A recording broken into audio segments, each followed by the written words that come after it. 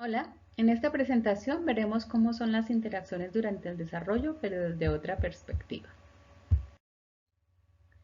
Vamos a ver la metamorfosis. La metamorfosis es una parte muy importante de la biología animal, ya que existe en muchas especies. A partir del desarrollo embrionario se origina una larva con características morfológicas y fisiológicas diferentes del organismo adulto, usualmente asociadas con ambientes diferentes para cada fase.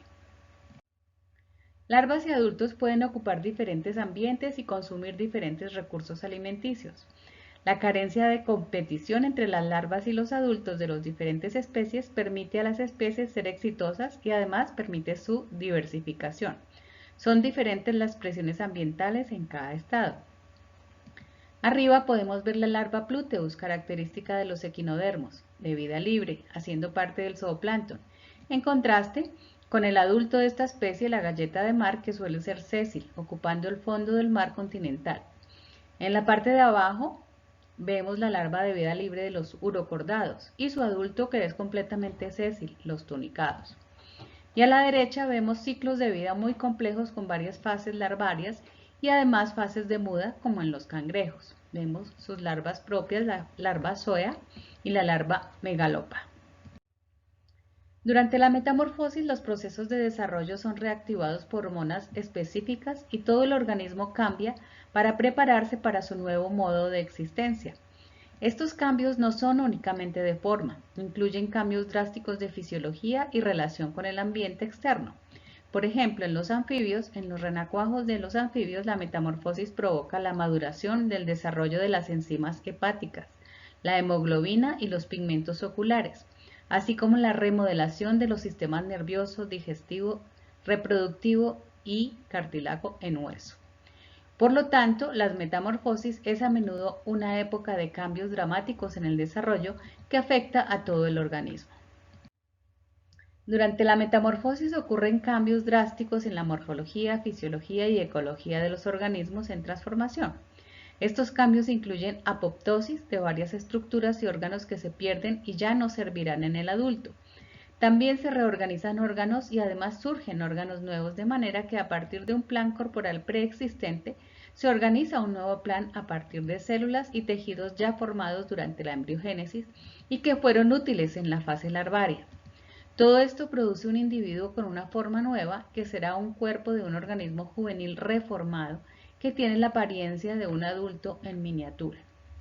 En la metamorfosis se habla de interacciones a distancia por cuanto los procesos de desarrollo son dirigidos por hormonas específicas, de manera que el organismo entero cambia y tiene un nuevo modo de existencia. Es una reprogramación del desarrollo mediante la influencia hormonal. Acá en esta figura podemos ver las hormonas implicadas en la metamorfosis de los insectos.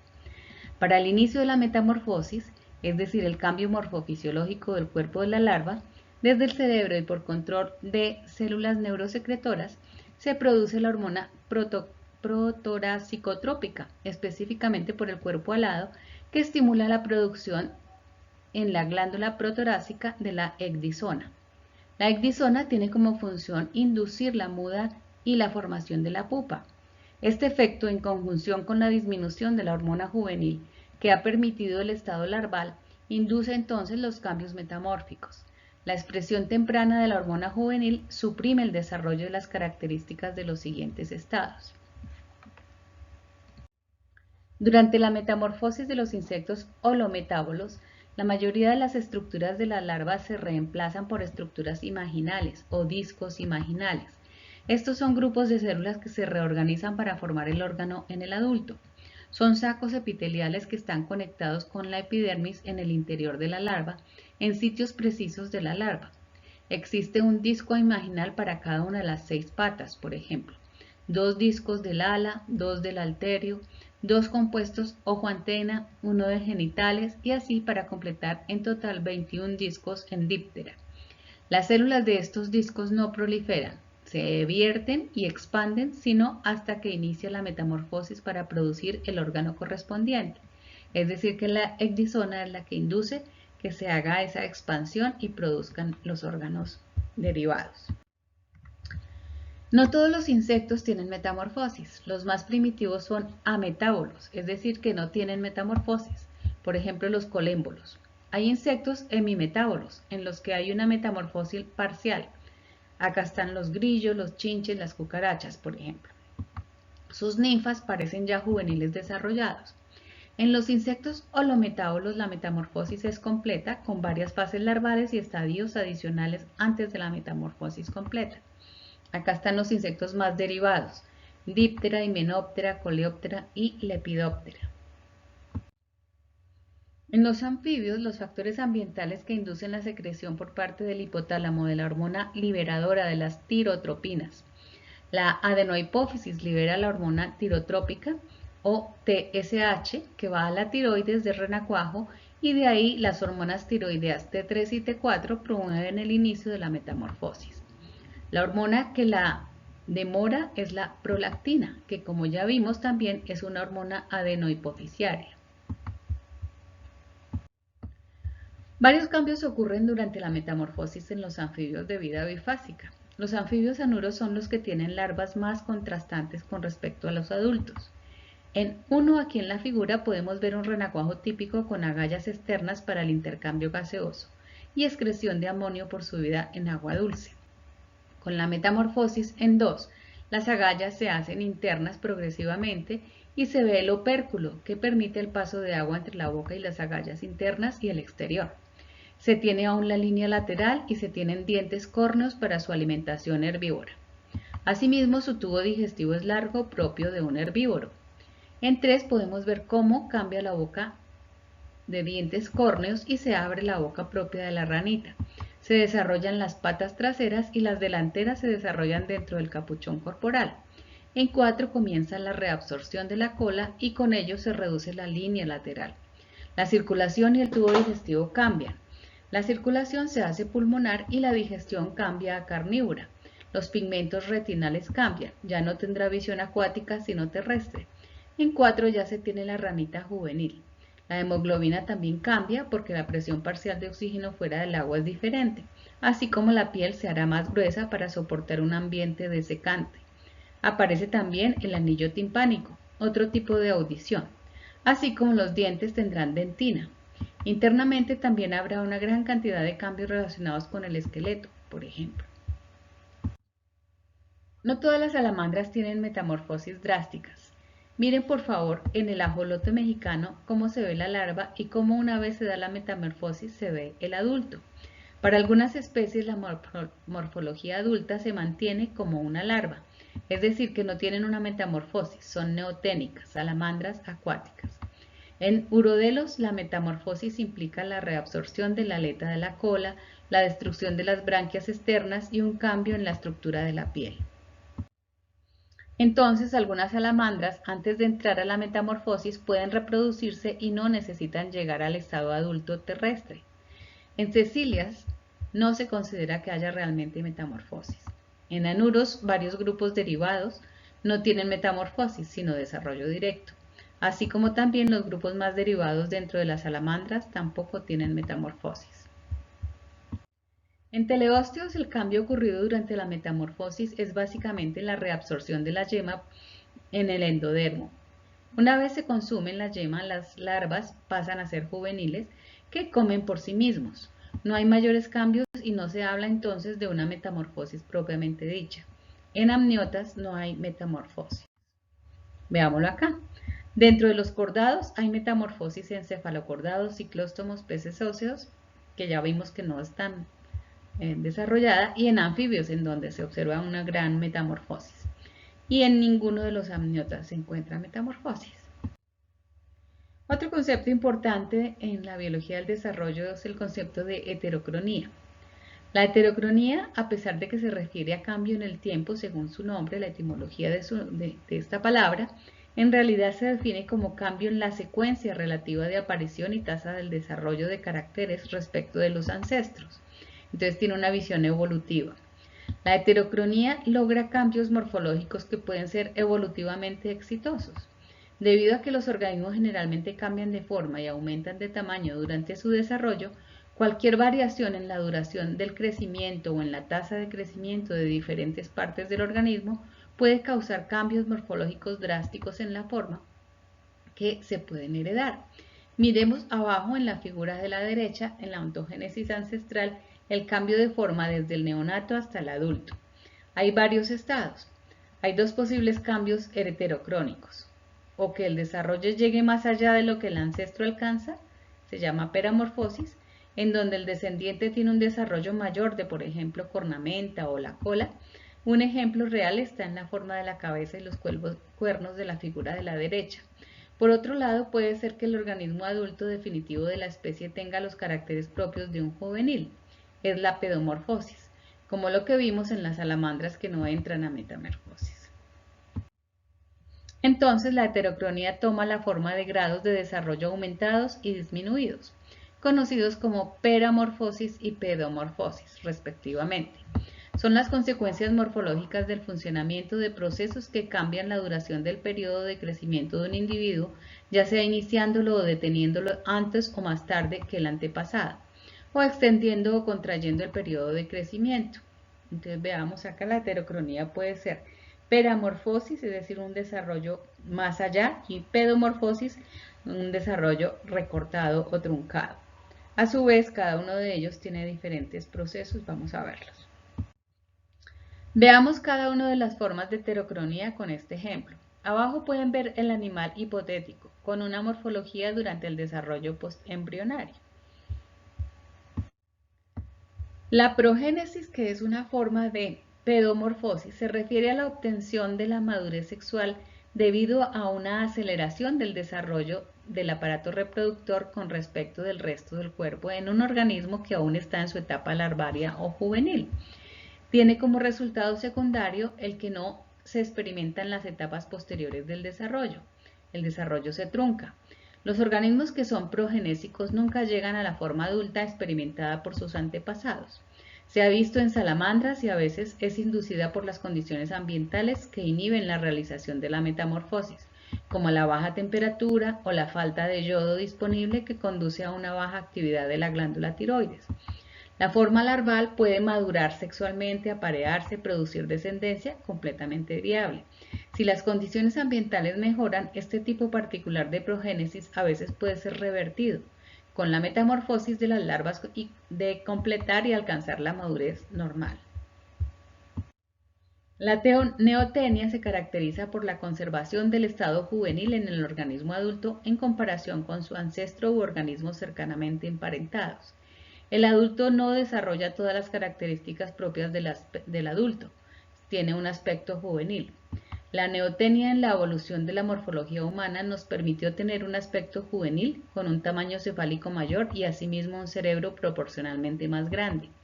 Los humanos tienen unos 30 neotenias diferentes en comparación, por ejemplo, con el chimpancé, que conservan cabezas más grandes, mandíbulas y narices más pequeñas y extremidades más cortas, características que se encuentran en los chimpancés juveniles. Asimismo, en la evolución del perro doméstico, que tiene morfología juvenil respecto de su ancestro. El postdesplazamiento se ve similar a la neotenia, aparentemente. En el postdesplazamiento, por el contrario, no se retarda el desarrollo corporal como en la neotenia, ni se acelera la maduración sexual como en la progénesis, sino que es una estructura en particular la que retarda su desarrollo, generando en consecuencia un crecimiento proporcionalmente menor al resto del cuerpo. Una característica rasgo puede aparecer relativamente temprano en el desarrollo del embrión en comparación con el desarrollo del embrión de un antepasado. En este ejemplo, los cuernos y la cola comienzan a crecer relativamente más tarde. Una característica que se retarda en marsupiales es el desarrollo del cerebro y de los miembros posteriores respecto del desarrollo de los miembros anteriores y la mandíbula, que se requieren temprano en el desarrollo para trepar al marsupio y comenzar a tomar la leche. Hay un retraso en el desarrollo de una estructura y una aceleración en el de la otra. Por lo tanto, acá se habla de caracteres particulares sufriendo heterocronías en diferentes direcciones. Ahora veamos la peramorfosis, y dentro de ella el primero de los procesos es la hipermorfosis, que es la prolongación de la ontogenia de un carácter por retardo de la maduración del cuerpo del individuo. El crecimiento para mucho después, es decir, sigue creciendo. Hay caracteres exagerados y suele haber gigantismo. Este es uno de los procesos por los cuales se explica el gigantismo en muchos de los dinosaurios. En este caso estoy mostrando dos ejemplos, el alce irlandés, que ya está extinto y se cree que se extinguió justamente por la cantidad y el tamaño de los cuernos de la cornamenta, aquí lo podemos ver, y también el desarrollo del cuello de las jirafas respecto de su ancestro. Veamos el ejemplo de la izquierda para mostrar qué significa la aceleración. Este es un ejemplo de peramorfosis por aceleración en que los cuernos y las colas del individuo hipotético crecen más rápido y más allá que la del ancestro, es decir, también llega a rasgos exagerados. La aceleración explica el crecimiento exagerado de las golas cefálicas en la evolución de los ceratópsidos. A la derecha. La aceleración es el mecanismo principal que explica el cambio macroevolutivo en la forma y el tamaño de las golas entre Neoceratopsia, con una gola corta y estrecha en toda la ontogenia, y los coronosaurios, sus descendientes, que tienen golas significativamente más largas, elaboradas y anchas en los adultos. Este es uno de los ejemplos, pero para dinosaurios en general se ha estudiado mucho desde el punto de vista del desarrollo, cómo se originó el gigantismo y estructuras exageradas propias de ese grupo. En el ejemplo en el predesplazamiento, miremos a la izquierda, los cuernos y la cola comienzan a crecer antes. Los neonatos y los juveniles ya tienen caracteres exagerados. Acá tenemos que ver el desarrollo muy temprano y exagerado del trofoblasto y las membranas extraembrionarias en los mamíferos euterios, con relación al resto de los amniotas, que permite el desarrollo de una placenta para el intercambio de nutrientes en este grupo de placentetrofia obligada. Estos mismos caracteres se desarrollan en el resto de amniotas, pero más tarde en el desarrollo. La heterocronía opera tanto intraespecíficamente como interespecíficamente y es la fuente de mucha variación intraespecífica. A menudo también es la causa del dimorfismo sexual, usualmente estructuras hiperdesarrolladas en los machos que no aparecen en las hembras, que mantienen una apariencia más juvenil. Se ha sugerido que algunos pasos importantes en la evolución, como la evolución de los vertebrados, fueron engendrados por la heterocronía. La evolución humana fue impulsada por la heterocronía, con algunos rasgos como un cerebro grande y la morfología de la pelvis, que son peramórficos, mientras que otros, como el tamaño reducido de la mandíbula, son pedomórficos. Estos cambios drásticos usualmente responden al patrón de expresión de los genes maestros, que puede variar por muy diferentes circunstancias. Uno de los efectos heterocrónicos que se observan fácil en los cuerpos animales es la diferenciación en el crecimiento de módulos de la estructura corporal. El crecimiento puede ser entonces isométrico, todos los componentes de la estructura crecen a la misma tasa, o crecimiento alométrico, en el que cada parte del cuerpo o módulo de la estructura crece a diferentes tasas.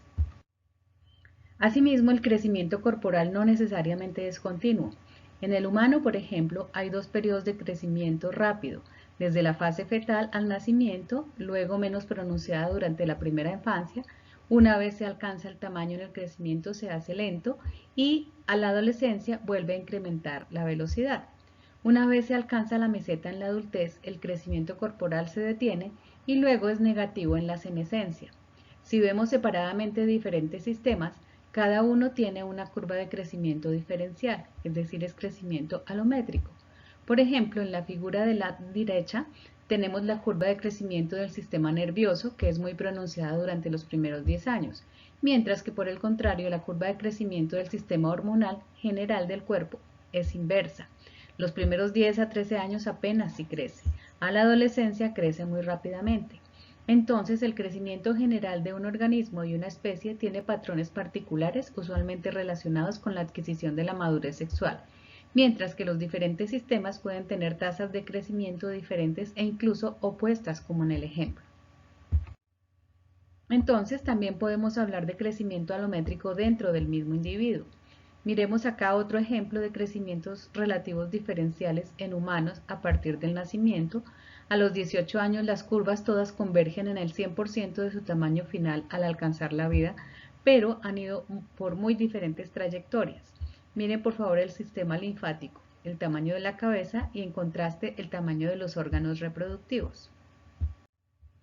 Hay también especies que pueden tener crecimiento inverso. alcanzar tamaños grandes durante su primera fase y luego reducirlo y en el estado adulto ser más pequeñas que el estado juvenil. Por ejemplo, la rana paradójica Pseudis paradoxa. La metamorfosis induce a una pérdida drástica de tamaño. Casi todas las especies animales son de crecimiento corporal limitado, es decir, que tienen curvas sigmoides de que llegan a una meseta, paran de crecer en algún momento.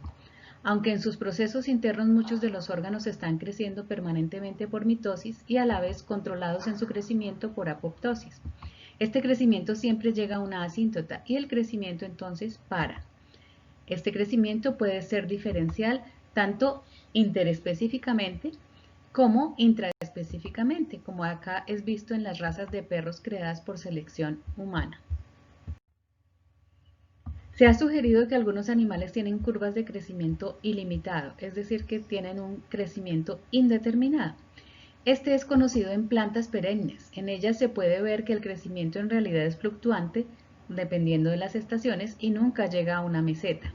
Se ha descrito también para algunos animales corales coloniales, y se piensa que muchos de los invertebrados y los anamniotas podrían tener crecimiento ilimitado, pero que son predados o se mueren en su máximo tamaño y si por condiciones ambientales controladas no enferman o se mueren o son predados, siguen creciendo a tasas lentas, pero siguen creciendo. Se ha visto que algunos de estos animales en algún momento de su senescencia comienzan en realidad a tener crecimiento negativo, lo que quiere decir que no tienen crecimiento indeterminado. Veamos otro concepto interesante en la biología del desarrollo, la regeneración. Si en el embrión tardío o en la vida postnatal se puede reemplazar o restaurar una estructura perdida que ya se ha diferenciado, estoy hablando de regeneración. Se caracteriza por la formación de una masa de células de aspecto primitivo que se llama el blastema de regeneración. El blastema de regeneración tiene las características de las células embrionarias de la estructura original. Por ejemplo, la cola regenerada en las lagartijas no desarrolla vértebras, sino una especie de notocordo. El blastema de regeneración se origina de células de campos morfogenéticos. Un campo morfogenético es un área localizada que sigue procesos particulares para el desarrollo de determinados órganos. Está tan determinada que incluso cuando se ha trasplantado en una parte diferente forma el órgano correspondiente. En el proceso de regeneración es que se mantienen células que pueden hacer parte del campo morfogenético para el órgano a regenerar. Sabemos que muchos animales pueden regenerar fácilmente partes de su cuerpo. En mamíferos la capacidad de regeneración varía. Se sabe por un lado que el hígado tiene una alta capacidad regenerativa y por otro que en las extremidades solo la punta de los dedos en etapas tempranas es capaz de regenerar. El por qué algunos animales tienen gran capacidad regenerativa y otros no es una pregunta que ha sido investigada a fondo por muchos años y por muchos investigadores. Y aunque actualmente aún no se tiene una respuesta concreta, este conocimiento ha sentado las bases para la medicina regenerativa y su aplicación en tratamientos de varias enfermedades y amputaciones. La hidra es capaz de regenerarse por completo a partir de un fragmento de tejido y el organismo formado es exactamente igual al organismo de origen, pero de reducido tamaño. Es una forma de reproducción, de hecho. Sin embargo, después de la regeneración, el organismo crece hasta alcanzar su tamaño original. Las hidras, al igual que los ajolotes, llegan a la madurez sexual manteniendo características físicas juveniles, es decir, son neoténicas.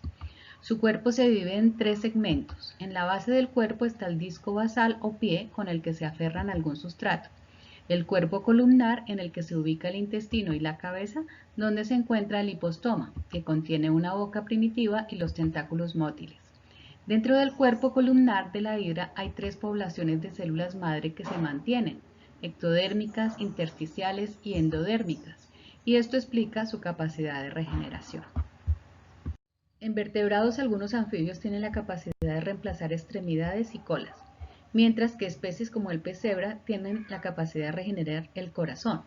Los venados recambian periódicamente sus astas. Los mamíferos, incluido el humano, son capaces de reparar el tejido hepático y de hecho en las hembras humanas tras su periodo menstrual se lleva a cabo la renovación del todo el endometrio. Acá vemos un ejemplo en vertebrados. En esta salamandra se ha podido corroborar que se puede regenerar varias partes del cuerpo, entre ellas el cristalino del ojo. También en salamandras y especialmente en el ajolote mexicano, que es el modelo principal de regeneración, se ha visto que se pueden regenerar miembros completos. Miren por favor cómo se hacen experimentos en donde se puede corroborar esa capacidad de regeneración. Miren abajo el blastema de regeneración o el grupo de células que conservan el programa embrionario para desarrollar los diferentes elementos del miembro completo. Así, los ejemplos nos muestran que hay diferentes grados y mecanismos de regeneración. Podemos ver acá los 4 mecanismos conocidos. En cualquiera de los casos es importante resaltar que las células a partir de las cuales ocurrirá la regeneración son capaces de identificar su posición y de restablecer el patrón espacial de los tejidos formados. Además, las células no solo se rediferencian en los tejidos, sino que además adquieren la forma adecuada que les permite la funcionalidad de la estructura regenerada, es decir, que hacen un proceso de morfogénesis independiente. Veamos. El primer mecanismo es el que ya conocemos dado por la presencia de células madre que permiten la renovación constante de tejidos y órganos, por ejemplo, las células de la epidermis y las células de la médula ósea. En la epimorfosis, el segundo de los mecanismos, se da la formación de un tejido o un órgano diferenciado a partir de una estructura de células indiferenciadas, esto es, a partir de un blastema de regeneración. El caso de las patas de las salamandras, por ejemplo, o el caso de las planarias, en las cuales hay una población extensiva de neoblastos o células embrionarias dentro del cuerpo neoténico del animal. En la morfalaxis, la regeneración ocurre a partir de la reorganización de los tejidos existentes y puede formarse una buena parte de todo el cuerpo y todo el cuerpo perdido, como en las hidras. Finalmente, en la regeneración compensatoria, se trata de regenerar no el órgano completo y complejo, con toda su estructura original, sino su tamaño original. Este es el caso de la regeneración hepática. Se piensa que a nivel de la evolución, entre más complejo y menos neoténico sea una especie, menos capacidad tiene de hacer regeneración de sus órganos. Bueno, con esto terminamos de dar algunos conceptos importantes en biología del desarrollo. Espero que les haya servido y les haya gustado y tengan una mente más abierta acerca de la biología del desarrollo y su integralidad con la evolución y con otros procesos biológicos. Muchas gracias.